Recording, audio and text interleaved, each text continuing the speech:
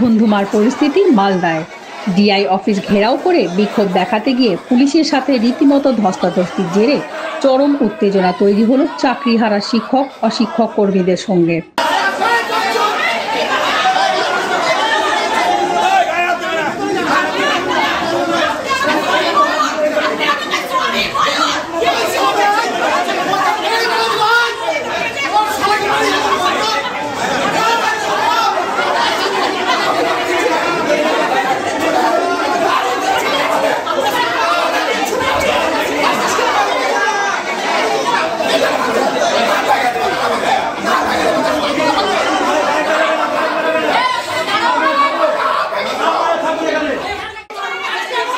আহত পুলিশ কর্মী।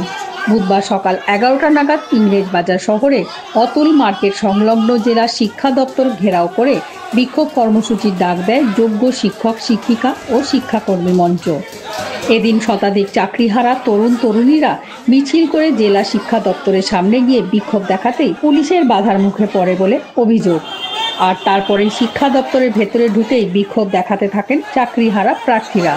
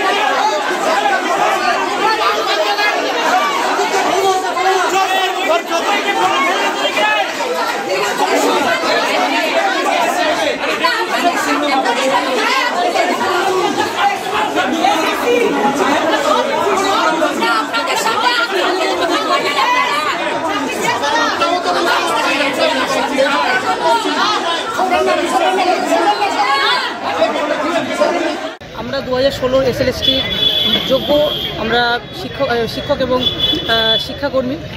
আমাদের আজ এই অভিযানটা হচ্ছে ডিআই অফিসে অভিযান। আমাদের গত 3 এপ্রিল আমাদের সুপ্রিম কোর্ট থেকে আমাদের এই পুরো প্যানেলটাকে বাতিল করা হয়েছে, যেখানে আমাদের কোনো রকম দুর্নীতি কোনো কিছুতে আমাদের নাম নেই, কিছু নেই, তবুও আমাদের এরকম প্যানেল থেকে ক্যান্সেল করা হয়েছে। যার জন্য আমরা আজ ন্যায় বিচার পাওয়ার জন্য আমরা জেলায় জেলায় এই ডিআই অফিস অভিযান করছি। এরপর আমাদের আরও নানা রকম কর্মসূচি রয়েছে। আমাদের যেটা সরকারের কাছে এবং এসএসসির কাছে আমাদের বার্তা যে আমাদের যেন সঠিক ওএমআর মিরর ইমেজ আর কি আমাদের ওয়েবসাইটে প্রকাশ করুক এবং আমাদের যোগ্য অযোগ্য তালিকা যেন প্রকাশ করে সুপ্রিম কোর্টে নিয়ে গিয়ে আমাদের যেন বাঁচায়। আমরা হচ্ছে এসএলএসটির 2016 ব্যাচ এবং আমরা যোগ্য শিক্ষক। সেখানে যোগ্যতা থাকা সত্ত্বেও আমাদের অধিকারের চাকরি নিয়ে যে চিনিমিনি খেলাটা শুরু হয়েছে, সেটা বিরোধী পক্ষ হোক, সরকার পক্ষ হোক, বিভিন্ন রকমের সংগঠন হোক বা আর যাই হোক না কেন, এইটার প্রতিবাদে আমরা পথে নেমেছি এবং নামতে বাধ্য হয়েছি। ডিআই অফিসের অভিযানটার কারণটা হচ্ছে আমরা বিভিন্ন রকমভাবে ডিআই অফিসের থেকে বিভিন্ন মান্যতা বা বিভিন্ন সময় তাদের সহযোগিতা করে থাকি। শুনতে পাচ্ছি যে আমাদের ইমিডিয়েটলি বেতন বন্ধ হতে চলেছে, ঠিক আছে? তো এই ব্যাপারে আমাদের ভূমিকা কি হওয়া উচিত, মানে কেন? আমরা তো জানি আমরা যোগ্য শিক্ষক, আমরা জানি যে আমাদের বিরুদ্ধে কোনো রকমের কোনো দুর্নীতির অভিযোগ নেই, তাহলে এই দ্বিচারিতা কেন?